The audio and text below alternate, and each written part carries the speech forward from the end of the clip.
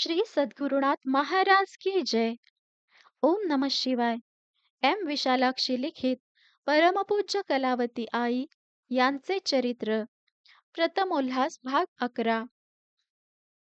एकदा गीता जयंतीच्या निमित्त एके ठिकाणी सूत कताईच्या चढाओढी ठेवल्या होत्या.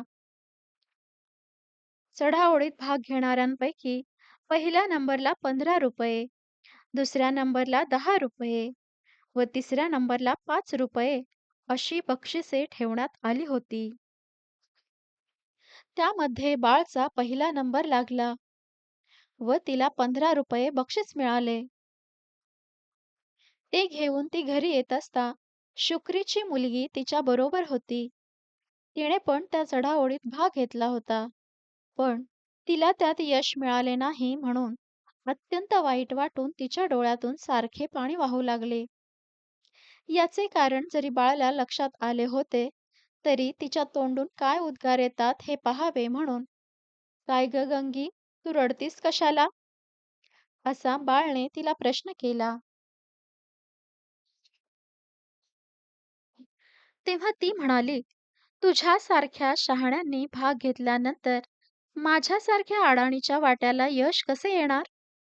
तू पहिल्या नंबरचे बक्षीस मिळविलेस आणि आम्हाला मात्र काहीच नाही. तू आई-वडिलांपुढे जाऊन हसत उभी राहणार आणि मला मात्र त्यांच्यापुढे मान खाली घालावी लागणार." ते ऐकून, "अगं, बक्षीस बक्षीस म्हणजे काय? 15 रुपये मिळालेत एवढेच ना? मला तर माझे वडील वाटेल तेवढे पैसे देण्यास तयार आहेत. म्हणून हे 15 रुपये तू घे आणि तुला पहिले बक्षीस मिळाले म्हणून घरी सांग. त्यामुळे तुझ्या आई-वडिलांना आनंद होईल व ते तुला उचलून धरतील. मग तर झाले ना?"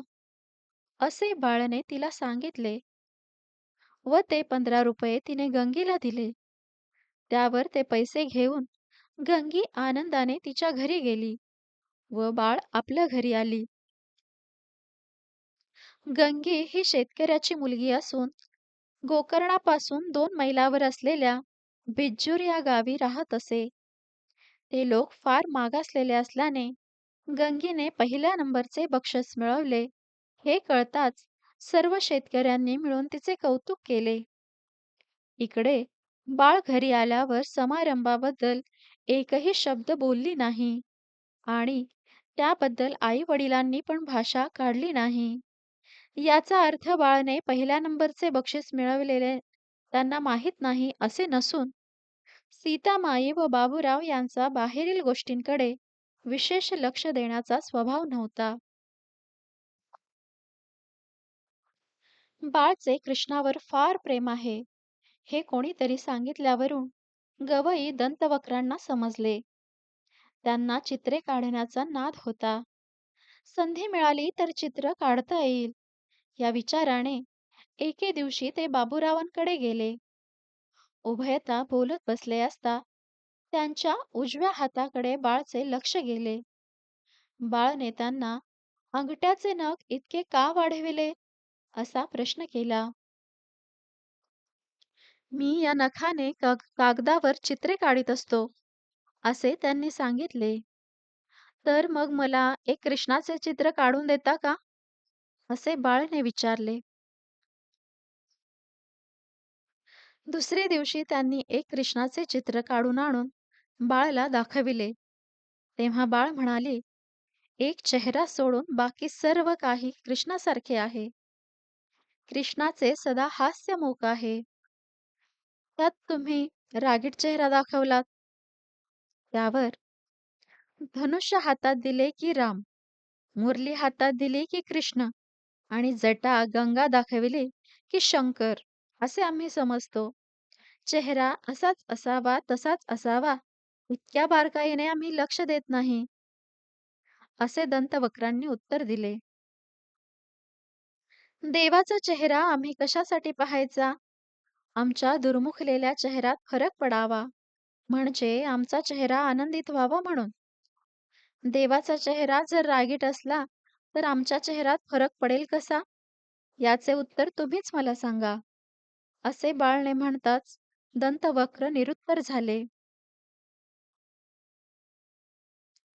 एकदा सीतामाईंच्या पायाला ठेच लागलेले निमित्त होऊन पायाला सूज आली.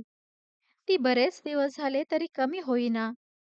म्हणून डॉक्टर सन्नी यांना घरी बोलविले.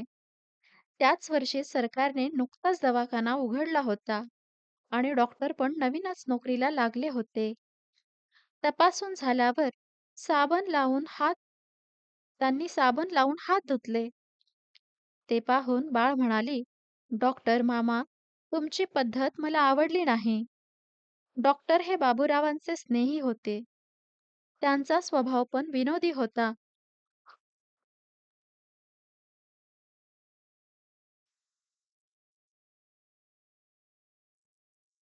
ते म्हणाले, "बाळ, माझे कोठे चुकले म्हणतेस? इंजेक्शनची सुई धरताना चुकलं की टोचताना चुकलं?" बाळ म्हणाली, "त्याबद्दल मी कसे सांगू शकणार? मग काय चुकले ते सांग." असे डॉक्टरांनी म्हणतात. रोग्याचे आरोग्य बिघडू नये म्हणून डॉक्टरांनी प्रथम हात धुवायचे आणि तपासणीनंतर डॉक्टरचे आरोग्य बिघडू नये म्हणून त्यांनी हात धुवायचे. असे तुम्ही केले नाही, असे बाळ म्हणाली. डॉक्टर म्हणाले, "आमची पद्धत तुला कशी समजली?" "ज्याने ही पद्धत घालून दिली त्यानेच खुद्द मला सांगितले म्हणून मला समजले," असे बाळने उत्तर दिले. बाळवर सीतामाईंपेक्षा बाबूरावांचे प्रेम अधिक होते. इतर मुलांपेक्षा बाबूरावांना तीच अत्यंत आवडत असे. वडिलांवर तिचेही अत्यंत प्रेम होते. त्या प्रेमाचे इथे थोडेसे वर्णन करावेसे वाटते. एकदा बाबूराव 15 दिवसात परत येतो, असे सांगून मुंबईला गेले. परंतु त्यांचे तेथील काम लांबणीवर पडल्यामुळे 2 महिने झाले तरी ते परत येऊ शकले नाहीत. वडिलांच्या आठवणीने बाळचा जीव व्याकुळ होऊ लागला. तिला जेवण, खाण, झोप काहीच सुचेनासे झाले.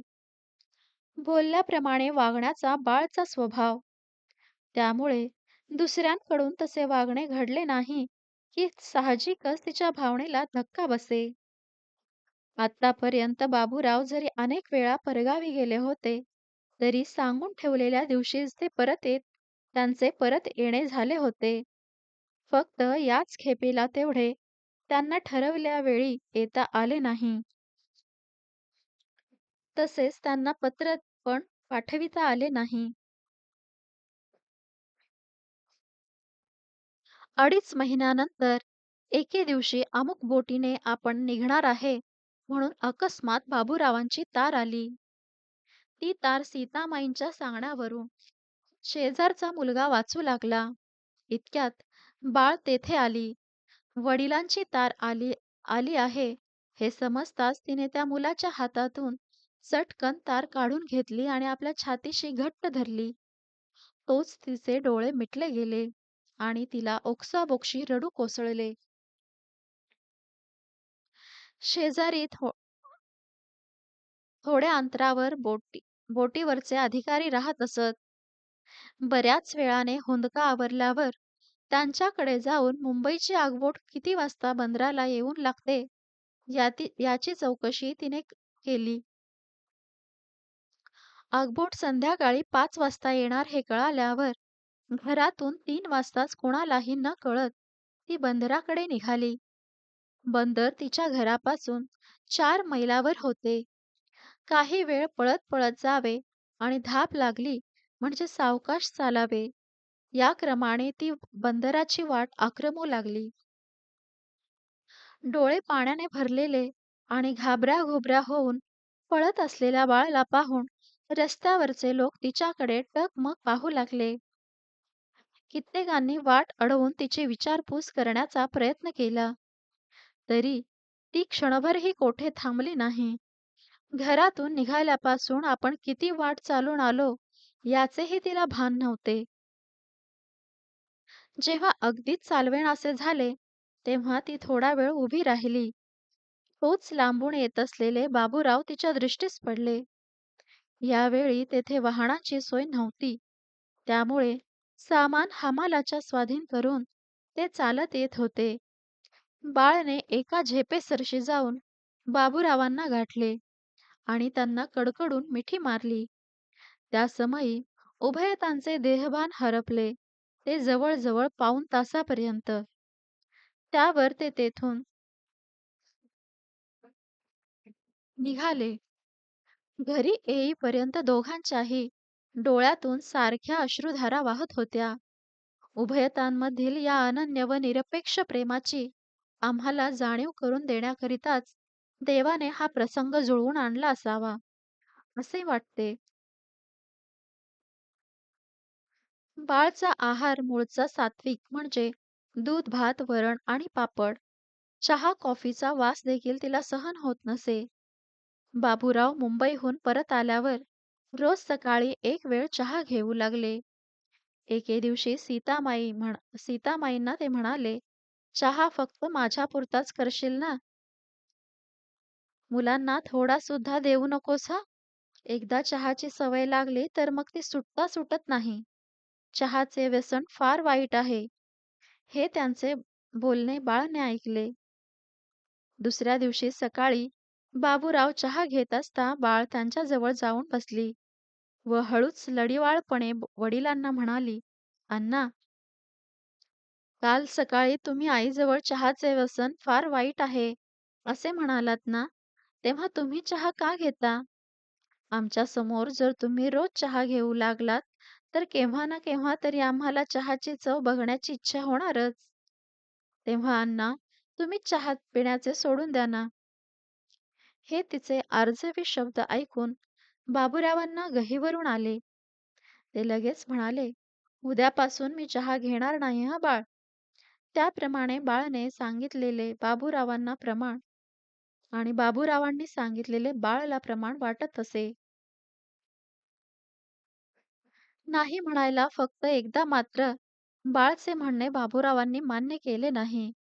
पण ते अगदी नाईलाजास्तव.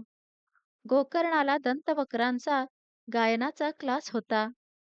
शास्त्रोक्त गायन शिकायची बाळची फार इच्छा होती. त्यावेळी गोकर्णात वैश्य स्त्रियांनीच गायन शिकायची पद्धत असल्याने बाळची ती इच्छा ते पुरी करू शकले नाहीत. श्री सद्गुरुनाथ महाराज की जय. परमपूज्य गुरुदेवता श्री कलावती माता की जय.